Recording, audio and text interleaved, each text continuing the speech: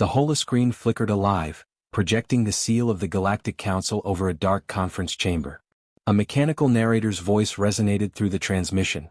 Before this restricted archive loads, confirm engagement. Touch the glyph to signal acknowledgement, and leave your evaluation in the inquiry log. Additional subscriptions to the Council's alert network ensure immediate notification of future Predator-class threats. The seal dissolved, revealing the chamber in full. Commander the Los Ver stood at the center, jaw set hard enough to crack alloy. Even through the recording, tension radiated from him. Representatives of 37 species filled the gallery tiers, but all eyes locked on the Los as he activated the display table. A cold nebula swirled into view, followed by the unmistakable silhouette drifting at its heart. Riven Kale. The Void Stalker. The Council's nightmare made flesh. No one spoke, even the breathing in the room seemed to falter. The Predator's return had been whispered about for days, but whispers were one thing. Evidence was another. He emerged from a collapsed wormhole near the Perseid fringe, the Los said, voice low.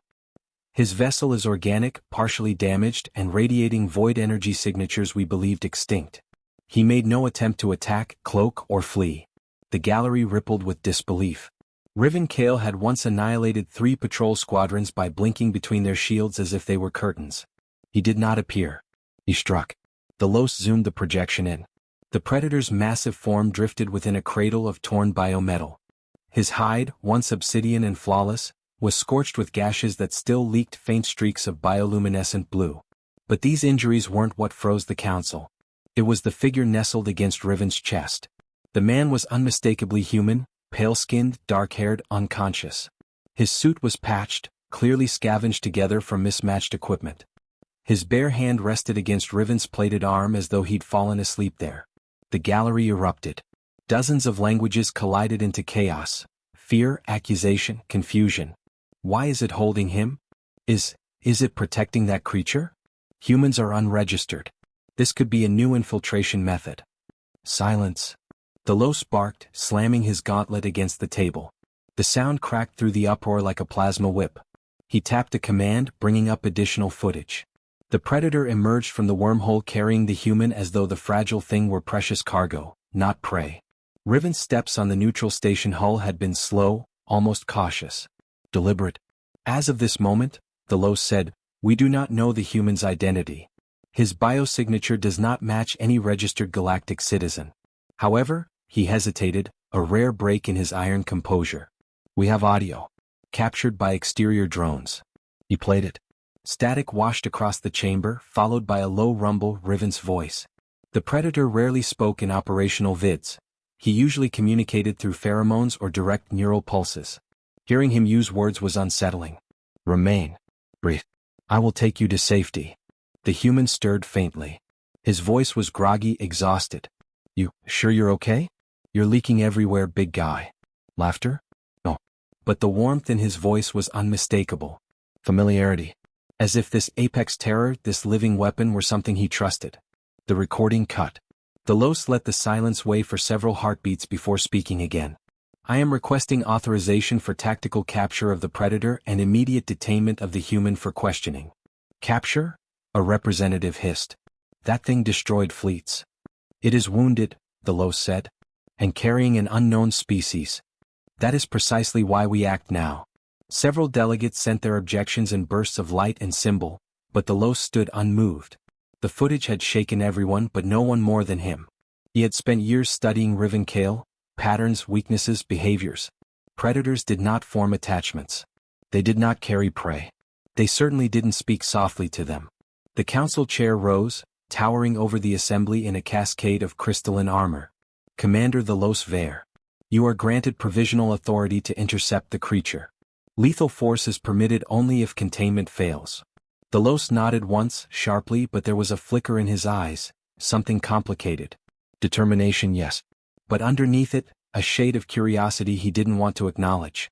The moment the order was sealed, the transmission shifted to a live tactical feed from the border station where Riven had landed. Emergency lights washed the metallic corridors in red. Automated turrets tracked movement. The camera drone drifted forward, rounding a corner. There he was. Riven crouched beside the human. The man, still unconscious, rested with his head against the Predator's side. Riven's talons hovered above him protectively as though the slightest vibration would trigger violence. But the predator didn't radiate hostility. He radiated fear. Thalas's voice cracked through the comm channel. All units, hold position. Do not fire unless fired upon. We need the human alive. For a breath, it seemed possible. Capture without casualty, interrogation without bloodshed. But then Riven lifted his head. His bioluminescent eyes locked directly onto the camera, stripping the illusion of distance. Those eyes held a warning, a promise, and something else entirely. Not rage. Not hunger. Recognition. Almost as if the predator had seen the Los before and remembered him. The feed clipped into static just as Riven rose to full height, cradling the human closer and turning toward the incoming troops. The final frame showed the predator's silhouette, vast despite injuries, stepping forward with deliberate intent. And the Los whispered, unheard by his own troops, "Why did you come back, monster? And why with him?" The archive closed, leaving a pulsing glyph inviting the viewer to engage, log their reaction, and follow the alert channel for the unfolding crisis. And the holoscreen faded, but the mystery did not, because nothing in the galaxy was more terrifying than a predator that returned willingly. Ethan Ward had survived long enough in the dead corners of the galaxy to recognize a bad idea, and everything about entering the derelict mining station screamed catastrophic. The exterior plating was warped from gravitational shear, the beacon long dead, and the hull quiet enough to make a man feel like the void itself was holding its breath. But Ethan needed scrap, fuel cells, wiring, anything he could barter for the next jump. Hunger outweighed caution as it usually did. Inside, the corridor lighting flickered in a low amber stutter, reacting to his suit signal.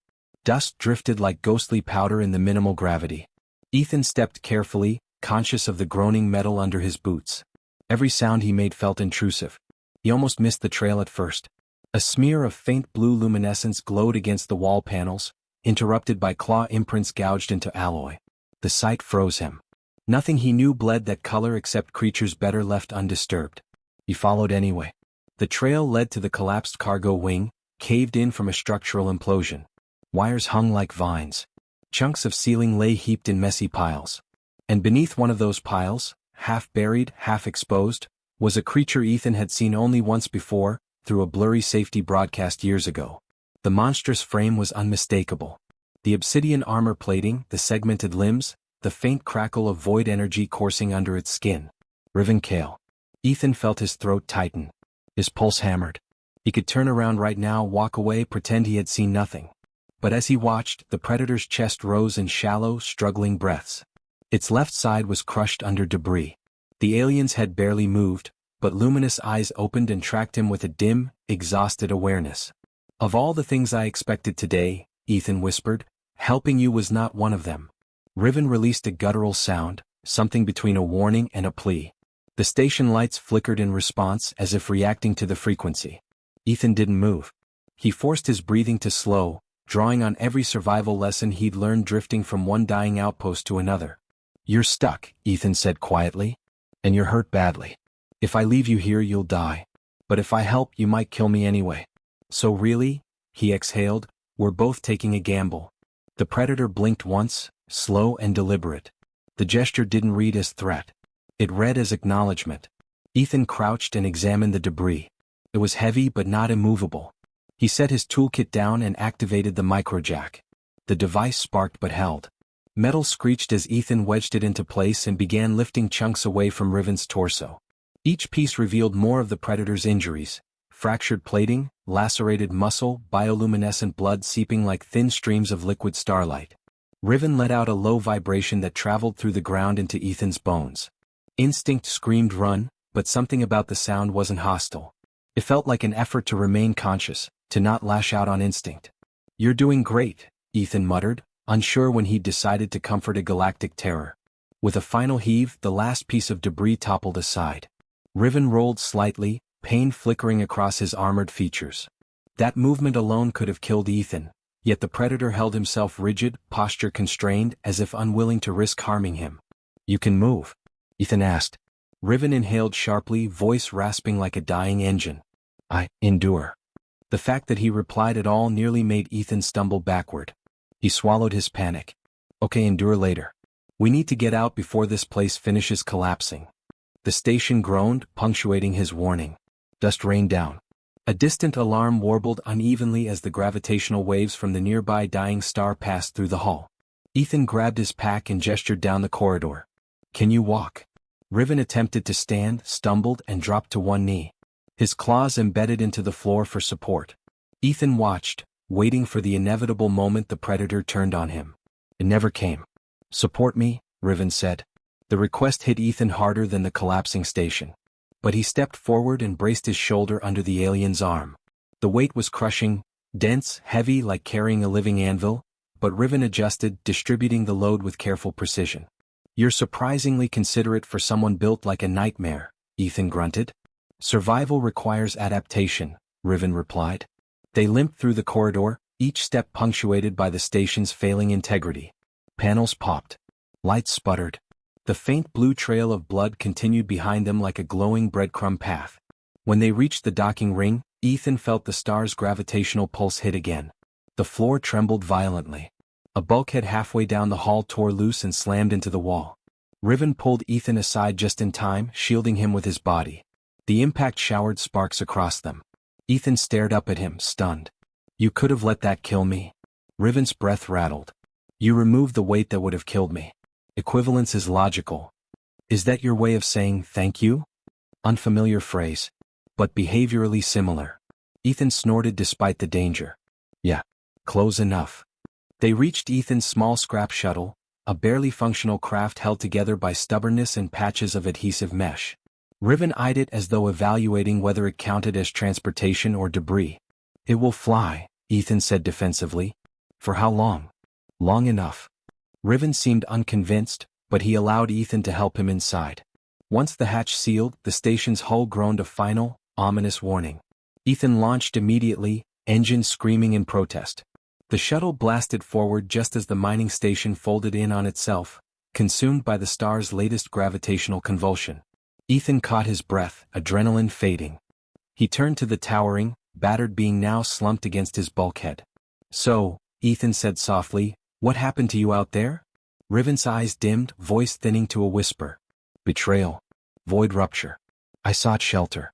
Found you." His breathing slowed. Sleep or unconsciousness claimed him. Ethan watched the predator, unable to reconcile the creature's fearsome reputation with the wounded figure before him. Whatever had happened, it had driven the galaxy's most lethal being into his path. And now Ethan was responsible for him. The shuttle drifted into the safety of deep space, carrying two beings who should never have crossed paths. The conflict ahead was already inevitable. Commander the Los Ver stood on the bridge of the Council Dreadnought Apex Meridian, watching the stars ripple around the vessel as it cut through folded space. Every instinct in him hummed with tension. Riven Kale's unexpected return had already shaken the Council, but the presence of the human, alive, unafraid, protected, posed a different kind of threat. Humans were undocumented, unclassified, and the Council despised unknowns. The comms officer signaled him. "Commander, we've intercepted the shuttle signatures. Minimal thrust capacity. Life support unstable." The Los didn't blink. "Lock coordinates. Board and secure. The predator is the priority. The human is secondary but unharmed. I want answers." The dreadnought stormed through the void, its hull bristling with interdiction arrays. Moments later, the shuttle came into view on the main display, tiny, battered, drifting like a forgotten scrap of metal. Yet even from this distance, the sensor readings were unmistakable. The void energy resonance was radiating from the interior, and there was only one creature in the known galaxy that left such a signature. "Send me the interior feed," the Los ordered. The screen split. The shuttle's cramped interior flickered into view. Ethan Ward sat in the pilot's seat, exhaustion visible in every line of his posture. Opposite him, reclined in a half-conscious sprawl, was Riven Kale. The predator's wounds pulsed with faint luminescence, but his posture remained defensive even in sleep. One arm curled protectively toward Ethan as though expecting danger. The Los frowned. The proximity wasn't incidental. It was practiced, familiar. "Prepare the boarding squad," he said. "Stun protocols only." When the squad arrived, their armor hissed with sterilizing vapor. The docking clamps latched onto the shuttle, and the hatch forced itself open with a metallic groan. Ethan jerked awake, scrambling to his feet as armed soldiers flooded the cramped space. Riven stirred but didn't rise, too injured to react with the speed legends attributed to him. Ethan raised his hands. Wait, don't point weapons at him. He's injured, he needs medical. A soldier stepped forward, scanning Ethan with a clinical detachment. Human specimen located. Safe retrieval viable. Ethan bristled at the word specimen. I'm a person. And I'm not going anywhere without him. The Los appeared behind his troops, tall and commanding in obsidian armor. His gaze swept sharply from Ethan to Riven, then back again. You helped him. Why? The question sliced through the shuttle with unexpected weight. Ethan hesitated, choosing honesty. He was dying. I couldn't leave him. The Los studied him for a long beat, expression unreadable.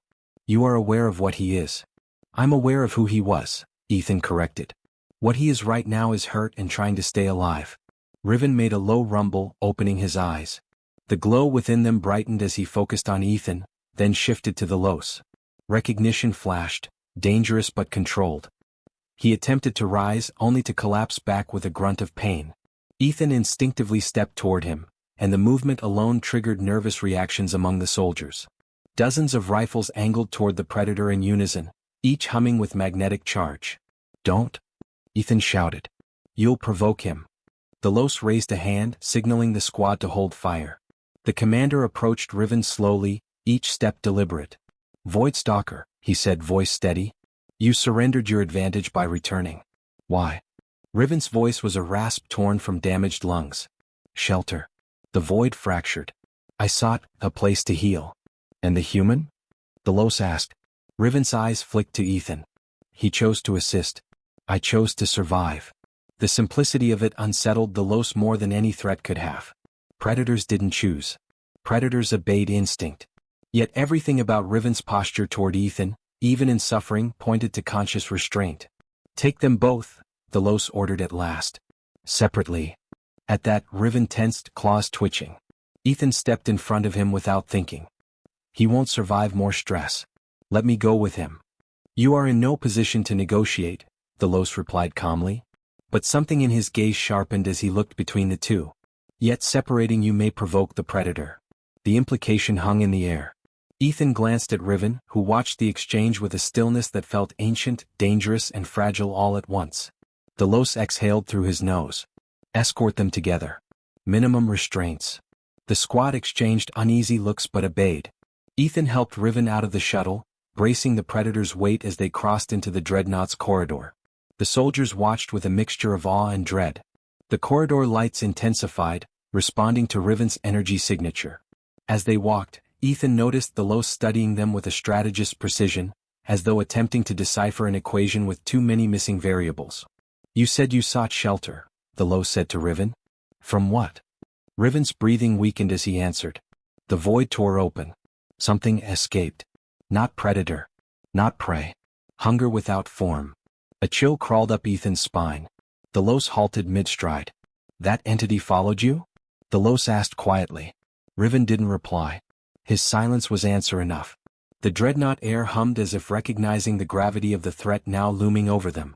Medtechs motioned them into an examination chamber. Riven slumped heavily onto the reinforced slab. Ethan moved to stay beside him, but a guard blocked his path. Please step back, the guard said. Ethan stood his ground. I stay. If he wakes alone surrounded by strangers, he'll panic.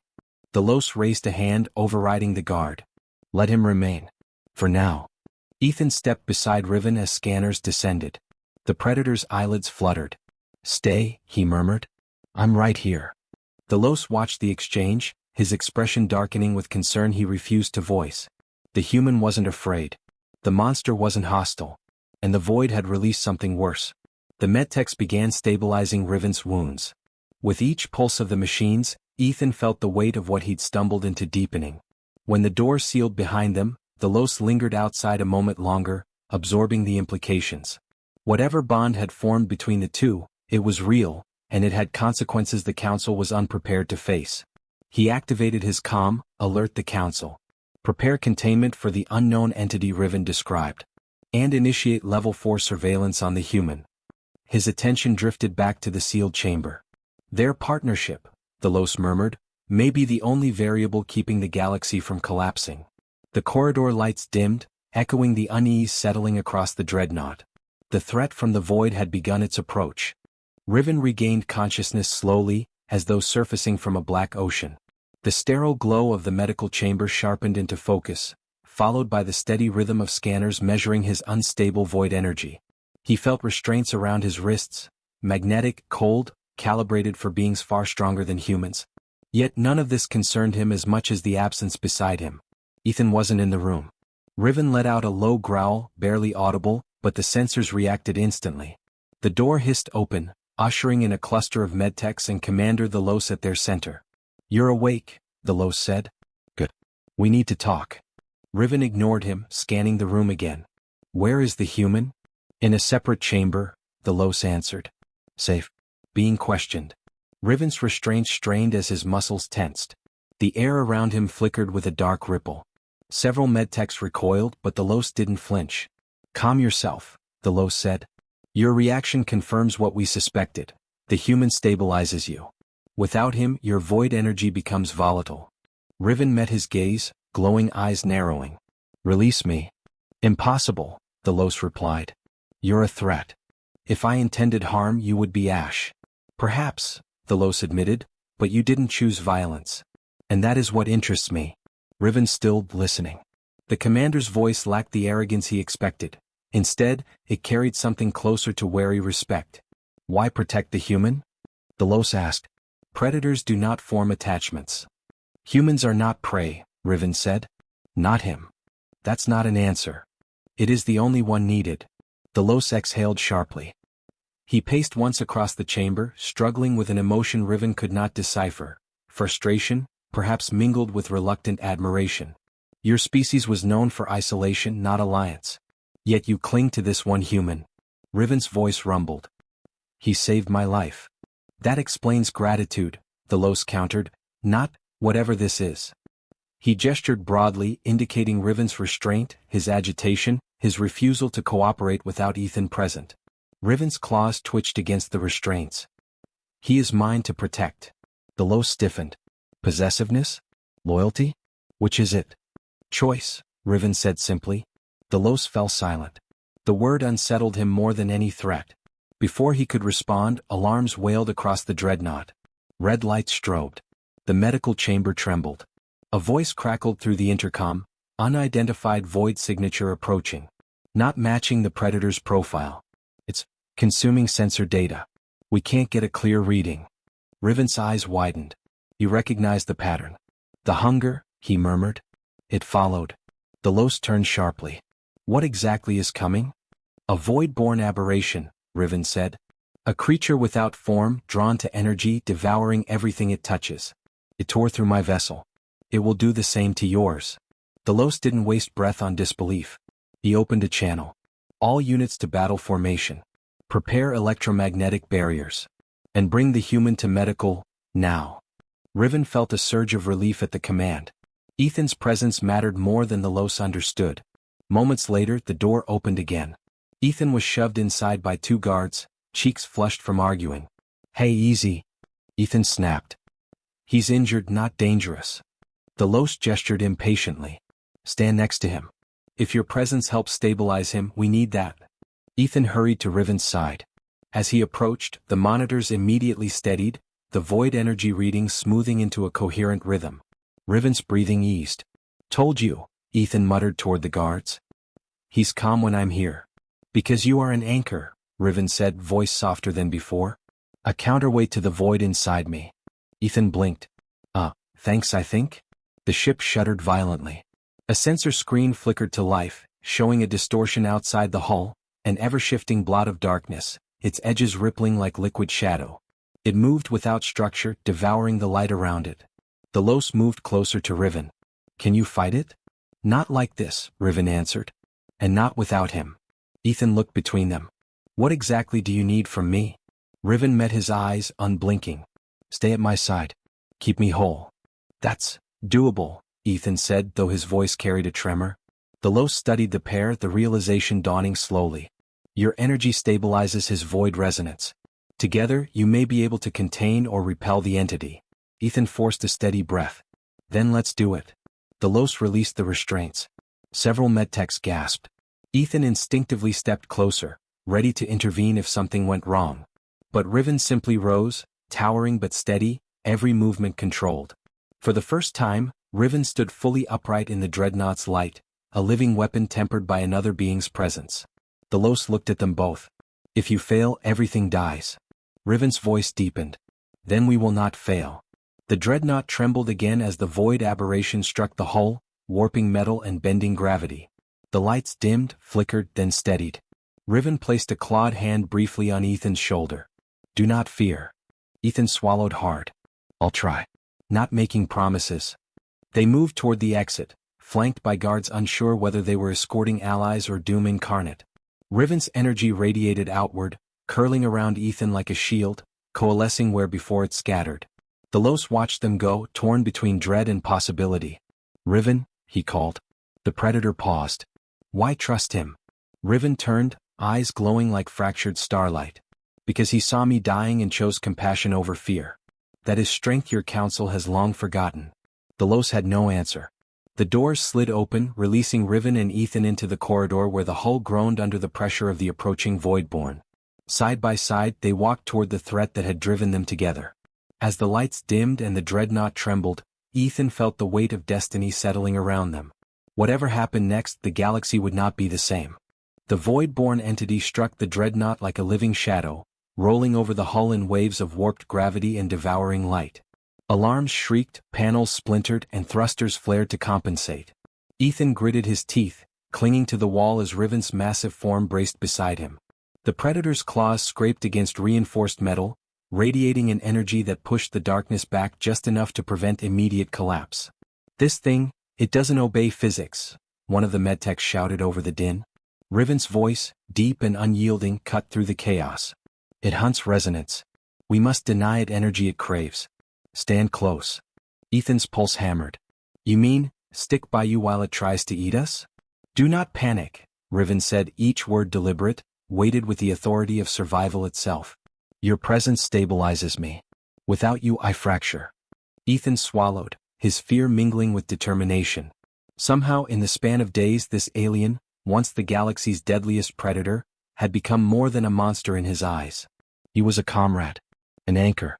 Together they stepped toward the breach where the Voidborn pressed against the hull, its form swirling, consuming, yet never solid. Riven raised a clawed hand, energy thrumming visibly across his arm, weaving a barrier of shimmering resonance. Ethan mirrored his motion instinctively, reaching out to touch the glowing crest of energy that radiated from Riven. The connection sparked a resonance between them, threads of power weaving through both of them. The Voidborn recoiled, shrieking in a soundless, all-consuming frequency. Keep focus. Riven roared. Feed the energy through me. Ethan gritted his teeth and with a deep, steadying breath, he centered himself. His mind raced through every lesson in survival, every scrap of ingenuity he'd learned on abandoned stations, but now it was amplified by the Predator beside him. Together they were a single entity, a human anchor and a Predator shield. The Voidborn surged again, testing the barrier, rippling through it with claws of shadow. Riven faltered for the first time, his strength strained. Ethan felt the ripple, recognized the break. He tightened his grip, grounding Riven's energy through his own courage, his own will. It was more than instinct, it was faith in something larger than either of them alone. Now! Riven barked, and together they released the concentrated pulse. It shot outward, carving through the Voidborn's form. For a heartbeat, nothing existed but black chaos and the intertwined resonance of man and predator. Then, with a shuddering scream, the entity collapsed inward, dispersing into threads of harmless energy that flickered out across the dreadnought's sensors. Silence fell. Alarms wound down. The dreadnought's hull trembled once more, then steadied. Medtech stared in awe. The corridor lights, flickering from the trauma, glimmered across Riven's armor and Ethan's sweat-streaked face. Riven collapsed onto one knee, exhausted, yet his gaze immediately sought Ethan. Alive. You held me. Ethan pressed a hand against Riven's massive forearm. No, we did it together. The Los appeared in the doorway, every inch of his imposing frame tense. He had followed the battle via sensors, yet even now the reality of what he'd witnessed left him unsettled. I underestimated you both, he admitted, voice tight. The Council, we've been wrong about your kind. Riven's eyes flickered toward him, glowing faintly. I am not the weapon you feared. He is not the prey you dismissed. Ethan stepped forward, shoulders squared, voice steady. And maybe the galaxy shouldn't see monsters the way the Council wants them to. Delos stared at him, expression unreadable for a long beat. Then he nodded slowly. You survived. You protected life when none expected it. That is strength. The medtechs began attending to Riven's wounds, though the Predator allowed only Ethan to be near. Every movement of the human calmed the alien, restoring him more than any machinery could. It was a bond forged under fire, in the heart of chaos. A human and Predator standing against the unknown, equal partners in defiance and survival. Ethan looked up at the viewports. The void beyond was no longer silent. It shimmered with unstable energy, scattered remnants of the destroyed entity floating harmlessly. The galaxy was watching, whether it knew or not, and the demonstration of their unity sent a ripple across sensor networks and communications arrays. Riven rose fully, towering, his armor flickering with residual energy. This is not the end, he said, voice low and commanding. Others will come. Hunger is patient. But now we are ready. Ethan nodded, a fierce pride burning in his chest. Then we meet them together. The moment hung like a promise between them. No hierarchy, no council decree, no fear could dictate what they had become. Predator and human, side by side, standing not for destruction, but for something greater. Courage, trust, and choice. Delos turned, realizing that containment, control, and fear were no longer the answers. If anything, the galaxy might learn from this alliance, that strength could come not from dominance, but from the willingness to protect and trust. He said nothing else, there was no need. Riven extended a clawed hand, and Ethan grasped it without hesitation. It was not submission, it was agreement. A bond forged in the void, stronger than fear, louder than any council command. The dreadnought systems hummed, slowly stabilizing, lights steadying. Ethan looked at Riven, their gazes locked. So, what now? Riven tilted his massive head, a shadow of a Predator's smile playing across his features. We carve a path forward. Together. The galaxy will remember this day, not as one of terror but of choice. And with that, they moved to the observation deck, side by side, ready to face whatever the universe sent next. For the first time in generations, a human and the most feared predator in the galaxy had not only survived, but chosen each other over fear, over war, over the expectations of countless civilizations. Outside, stars shimmered. The void stretched infinitely, full of unknown threats and endless possibilities. But for the first time it seemed conquerable, not by power, not by weapons, but by trust, courage, and the undeniable strength of two beings standing together. The galaxy had witnessed a predator who chose humanity, and a human who refused to flee. And in that choice, everything changed.